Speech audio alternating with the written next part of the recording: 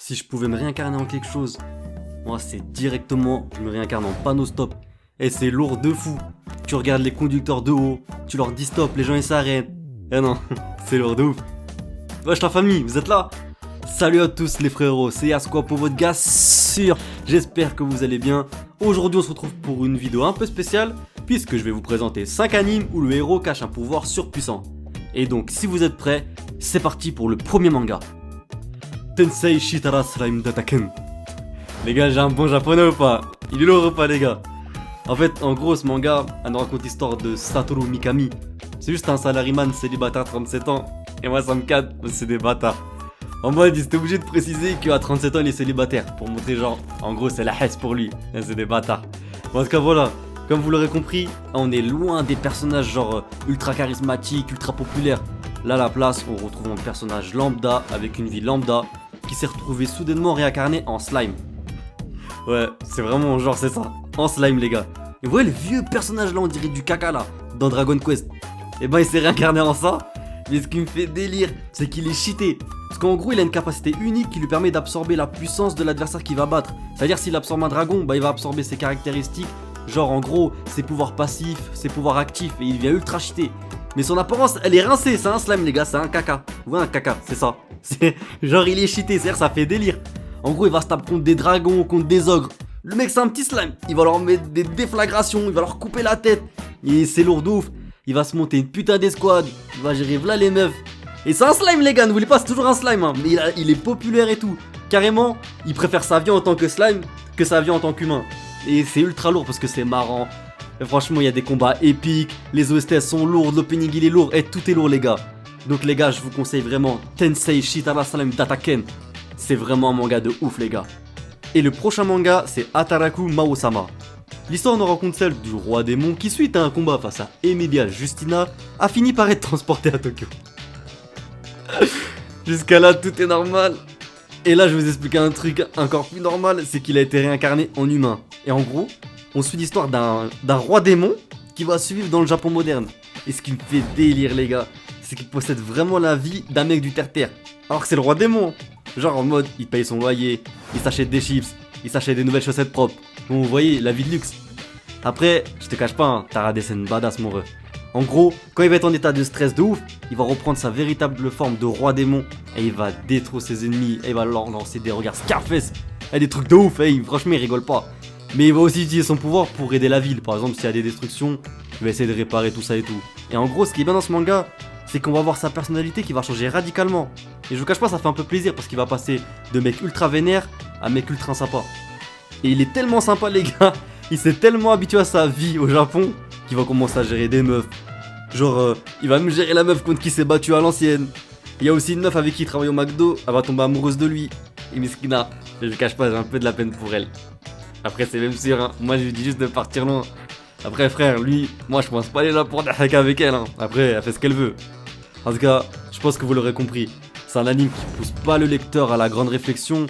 Bon voilà, après je pense que vous l'aurez compris hein. C'est juste un simple divertissement sans grande prétention qui vient un humour simple mais néanmoins efficace réussira à distraire les plus petits et aussi les plus grands. Putain comme moi je fais pitié sa mère. Bon je vais reprendre ma voix normale. The Last Hero Inuyashiki. En gros, ce manga nous explique l'histoire de Ichiro Inuyashiki, un personnage qui est âgé de 58 ans. Bon voilà, je pense que vous l'aurez compris, hein. Un personnage qui va bientôt avoir l'âge de passer le permis. Et ce personnage-là, je vous dis direct, hein, il se fait grave manquer de respect par ses enfants. Et moi les gars, j'ai juré, c'est moi. Hein. Et je vois mon fils dans les couloirs. Et je dis, c'est toi qui fais le mal avec moi là? J'ai juré, viens, on va dehors là. On casse notre tête dans le jardin frère, on va voir c'est qui l'homme. Arrête, je te cache pas, t'as pas intérêt à perdre parce que si tu perds le combat, ça va être bizarre pour rentrer chez toi. En tout cas, concernant l'histoire, on sait dès le début de l'anime que le personnage, bah malheureusement, il va bientôt mourir.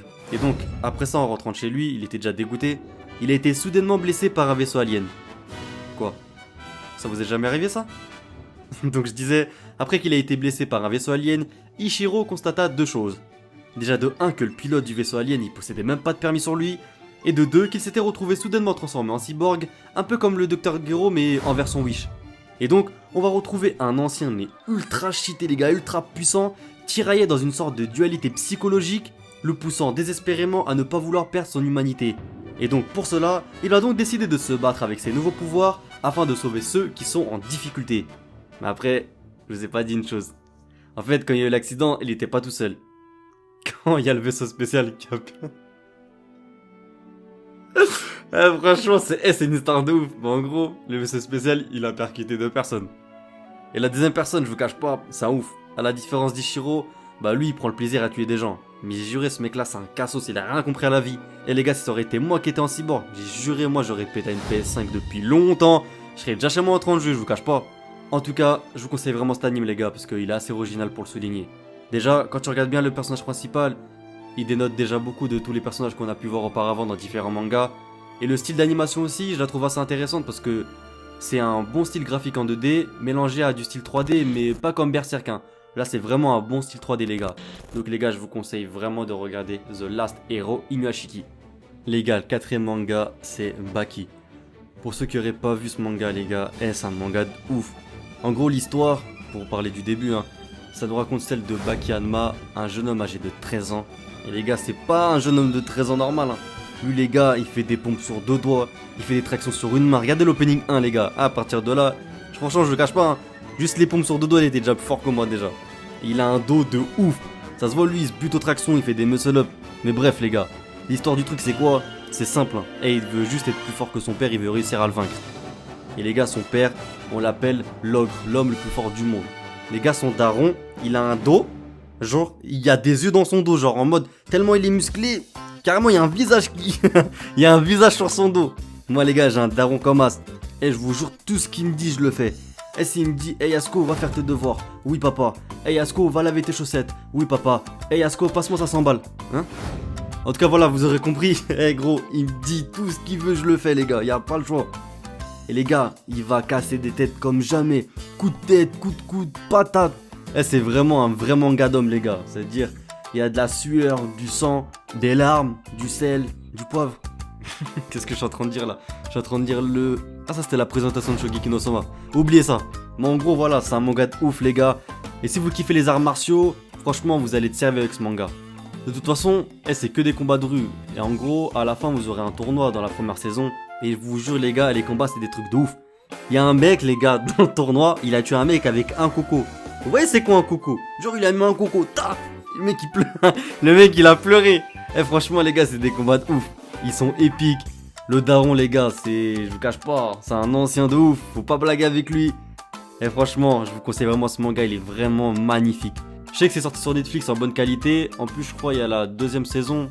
Et je ne cache pas, la 2ème saison, elle est un peu bizarre parce que il a grandi. Après il est parti gérer sa meuf. Et je vous cache pas, son daron, il était là quand il gérait sa meuf. C'est-à-dire en gros, t'es là, toi t'es avec ta meuf, t'es posé avec elle, peinard. Y'a le daron, il vient gros, il dit hey, mon fils, fais les choses. Il a dit fais les choses. Ouais, j'étais en stress, c'est bizarre. En tout cas les gars, je vous conseille vraiment ce manga parce que vous allez rigoler, vous allez vous amuser, vous allez kiffer, il y a des combats de ouf. Franchement, il est magnifique ce manga. Les gars, Baki, c'est un manga absolument que vous devez regarder.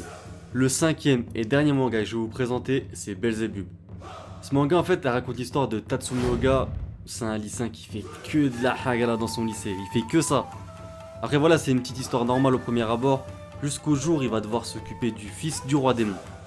Et là les gars, c'est à partir de ce moment-là que les ennuis vont commencer pour lui. Ça va être le sbeul de tous les côtés. Et moi ce qui me fait rire, c'est que dans son lycée, c'est des ouf. Genre il y a même pas un mec qui est là pour lui dire genre wesh frère, tu fais quoi avec ton bébé? C'est pas sa place ici. Il y a personne qui lui dit rien. Genre en mode c'est normal, il va en cours avec le bébé, il le porte sur son dos. Carrément il se tape avec lui. Wesh, il a cru que c'était Pikachu sur son dos quoi, c'est un ouf. En plus, je vous cache pas, c'est la haine son lycée. En gros ce que j'ai compris c'est que c'était le lycée le plus pauvre du Japon. Il y a même pas de chaise, pas de tableau. Là-bas le fonctionnement du lycée en fait c'est la loi du plus fort. Et donc en gros, on va observer les aventures d'Oga et son ascension pour devenir le plus fort du lycée. Et moi je me dis, il a vraiment rien à faire. Le mec il va en cours pour se taper. Gratuitement en plus. À la limite, tu sais te tape. Va faire de la boxe, essaie de gagner de l'argent avec. Non, lui il veut se tape gratos. Et franchement, je trouve qu'il a vraiment rien à faire. Il veut devenir le plus fort du lycée. Vas-y, allez, vas-y. T'es le plus fort du lycée, frérot. T'as gagné. À la fin de l'année, mon ref, tu vas te retrouver au Pôle emploi. Tu vas avoir flou. Moi, je suis son daron, j'ai juré. Et je l'envoie travailler aux intérims. Je rigole même pas avec lui. Bon, en tout cas, comme vous l'aurez compris, ce manga, il se concentre principalement sur les combats d'Oga. Et le tout mélangé avec beaucoup d'humour. Et je trouve ça vraiment intéressant et j'ai vraiment rigolé en regardant cet anime. En tout cas, personnellement, j'ai beaucoup aimé. Et donc, moi, je vous conseille vraiment de regarder ce manga. Et bien voilà les amis, cette vidéo d'ores est déjà terminée, j'espère sincèrement qu'elle t'aura plu. Si c'est le cas, je compte vraiment sur toi pour liker, partager, t'abonner, c'est vraiment important. Et j'ai juré si tu le fais pas gros. Et je me taille la patate de Luffy là, qui m'a Akuma à un moment. Il met une grosse patate dans le coussinet. Toi c'est pas le coussinet, c'est sur ta tête mon ref, dans ton crâne. Mais comme t'es mon ref, je sais que tu vas faire ce que je t'ai dit. En tout cas frérot, je te souhaite une bonne journée, une bonne matinée, une bonne fin d'après-midi. Ça dépend à quelle heure tu regardes cette vidéo. Et je te dis à très bientôt pour de prochaines vidéos. Jana.